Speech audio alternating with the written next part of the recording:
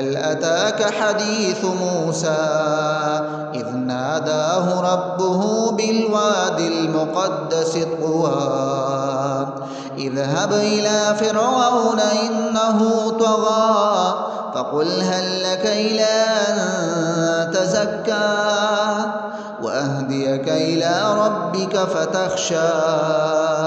فأراه الآية الكبرى فكذب وعصى ثم أدبر يسعى فحشر فنادى فقال أنا ربكم الأعلى فأخذه الله نكال الآخرة والأولى إن في ذلك لعبرة لمن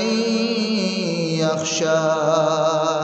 أأنتم أشد خلقا أم السماء بناها رفع سمكها فسواها وأغطش ليلها وأخرج ضحاها والأرض بعد ذلك دحاها أخرج منها ماءها ومرعاها والجبال أرساها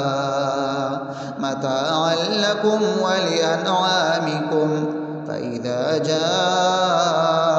الطامة الكبرى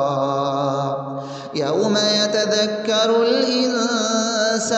ما سعى وبرزت الجحيم لمن يرى فأما من طغى وآثر الحياة الدنيا فإن الجحيم هي المأوى وأما من خاف مقام ربه ونهى النفس عن الهوى فإن الجنة هي المأوى يسألونك عن الساعة أيان مرساها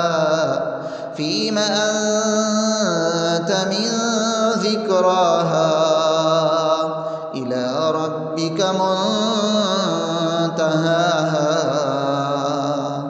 إنما أنت منذر من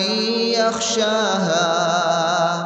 كأنهم يوم يرونها لم يلبثوا إلا عشية